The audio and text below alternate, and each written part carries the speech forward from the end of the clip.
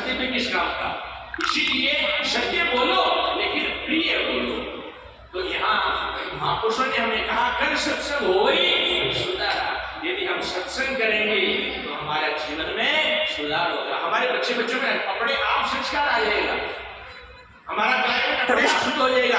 और जहाँ क्लाइमेट शुद्ध है, सतोगुण है, वहाँ बीमारियां नहीं आएगी, वहाँ ऊपर की चरण पीड़ा नहीं। महापुरुषों को कई लोग प्रश्न पूछते हैं कि महाराज जी एक गंदी चीजें हैं, तांत्रिक प्रयोग है, इनसे कोई करवा देते हैं, इनसे परेशान है, इसका कोई उपाय हो, ये क्या किया जाए।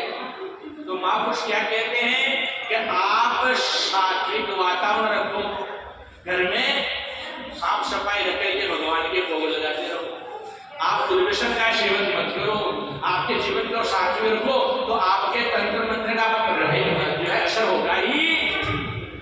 यदि आप ऐसा करके सात्विकता से रह करके भगवान को याद करोगे तो तंत्र मंत्र आप पर काम करेगा ही। गंदी चीज उस एरिया में प्रवेश कर ही नहीं सकती जहाँ समय पर पवित्रता से धूप ध्यान होता है, भगवान का नाम या आरती होती है, वहां पर गंदी चीज का प्रवेश हो ही नहीं सकता। तो अपन ये तो करते नहीं है और आखा लिए दिया बाबा ये गण ठगावा, कई लोग अपने साथ धोखो करे, धर्म को खेल बनाने लगे लोग। ये वास्ते अपने को सत्संग में बैठ करके जागने की जरूरत है। सत्संग ज्ञान का मंदिर है, यहाँ हमारा सहज सुधार होता है, हमारी मानसिकता, हमारे अंदर कई कुंठाएं आ जाती है। इसीलिए सत्संग में बैठ करके सब कुंठाओं को दूर करके और उस दिव्य ज्ञान की अनुभूति करनी, हमारे विचारों को बिल्कुल विशाल बनाना चाहिए। यही बात इस पद में भी प्रथम चरण में कही है। क्या कहा है कि भांति भांति तरु बन में होई, नाना गंध युक्त में सोई। तरह तरह के पेड़ पौधे जंगल में बने में बगीचे में होते हैं, लेकिन उनमें यदि कोई मलिया भी चंदन का पौधा है तो अपनी सुवास सारी बनी में भर देता है। सब पौधों में चंदन की सुवास आने लगती है। तो विचार करो यह कितना सुंदर बात कही है। एक मलियागिरी का पौधा सारी बनी को जो है सुवासित कर देता है। ऐसे ही यहाँ कहा गया है कि सकल मनुष्य बंसर जानो। ऐसे ही मनुष्य समुदाय है, ये क्या है, ये बस्ती बन के समान, बगीचे के समान है। यदि उस बस्ती में, उस समाज में कोई महापुरुष है, उस समाज में कोई महापुरुष है, तो वो क्या करता है, अपने ज्ञान की सुगंध भर के और सबके अंदर जो भेदभाव है उसको मिटा करके अभेद दर्शन करवा देता है। सबके अंदर उस एक ही परमात्मा को जो है वो दिखा देता है। तो इसीलिए हमारे अंदर भेद है, भेद दृष्टि होने के कारण राग और द्वेष को जगह मिलती। अपना और पराया किसमें होता है, भेद में होता है, अभेद के अंदर। बाप के दो बेटा हो जाए, हो सके राजोड़ हो जाए, बंटवारा की फांसी की लड़ाई हो जाए, लेकिन बेटो है ही एक ही हकदार, तो लड़ेगा किससे, वो सारी संपत्ति उसी की है। ऐसे ही यदि सब में हम एक ही दर्शन करेंगे, हमारी भेद दृष्टि ही मिट जाएगी। तो अभेद दर्शन होते ही हमारा राग द्वेष खत्म हो जाएगा, काम क्रोध आदि अपने आप दूर हो जाएंगे और हमारी कुंठाएं दूर होगी। और जैसे ही कुंठाएं दूर होगी और हम अपने आप सुखी हो जाएंगे, अपने आप अपने स्वरूप में प्रतिष्ठित हो जाएंगे। इसीलिए महापुरुषों के यहाँ बैठ करके और सत्संग का सहारा लेकर के अपने जीवन को सुधारना चाहिए। अब महापुरुषों ने कहा है कि आप जीवन को क्यों नहीं सुधार सकते। देखो, एक जानवर भी जानवर को पलट देता है, तो आपको गुरुलोक संत महापुरुष इतना प्रयास करते हैं, तो आप क्यों नहीं पलटते हैं। कई लोग ऐसे देख लेते हैं, सब लोग सत्संग में जाते हैं फिर भी कुछ पलटते नहीं, लेकिन पलटते जरूर है।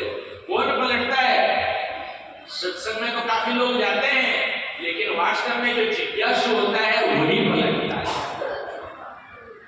जिज्ञासु होता है जो सकाम भाव लेकर के आते हैं, कोई और दूसरी कामना लेकर के आता है, कोई देखने के लिए आता है, अलग भाव लेकर के आता है,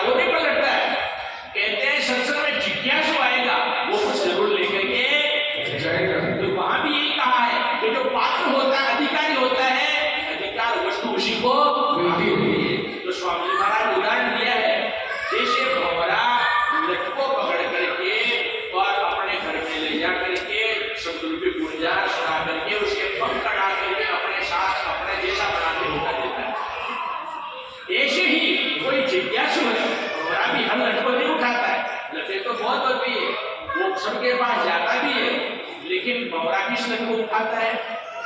जो अधिकारी होती है उसको पहले छेड़ते हैं, टच करते हैं, जो दौड़ने लग जाती है उसको भंवरा ये तो दूर भागने की कोशिश कर रही है तो उसको नहीं छुटाता है। फिर टच करते ही जो एकदम मुरझा जाती है, सिकुड़ जाती है, समझा जाती है, उसको भी भंवरा नहीं करता है।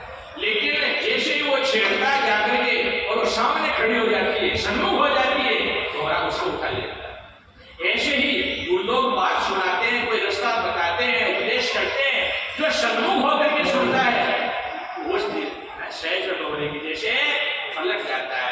महापुरुष उसको पलट देते हैं, लेकिन जो जिसके महापुरुषों का ये शब्द लगता ही नहीं है, जो चूरूमाटी खवाई जाती है, इसका तो हम खाते हैं वो उड़ पाता है। इसीलिए अपने को चाहिए भंवरा जितने लटों को ले जाता है सबके भंवरे नहीं बनते, उनमें से भी कई खाली से हो जाती है।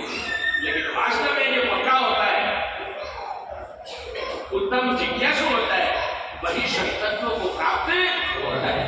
तो स्वामी महाराज कहते हैं कि वास्तव में हमारे को सही जिज्ञासा और सद्भावना लेकर के, श्रद्धा लेकर के यहाँ आना चाहिए और गुरु लोगों की वाणी को बड़े प्रेम से श्रवण करना चाहिए।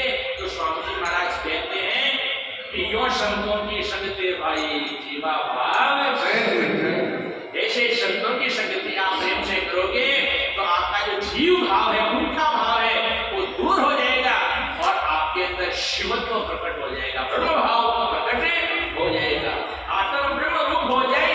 कहे निर्णयपुरी छंद गाय हमारे ले जन्म।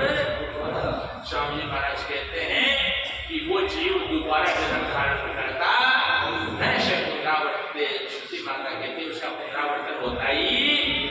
इसीलिए महापुरुषों के चरणों की शरण लेकर के सत्संग में बैठ करके अपने जीवन का सुधार करना चाहिए।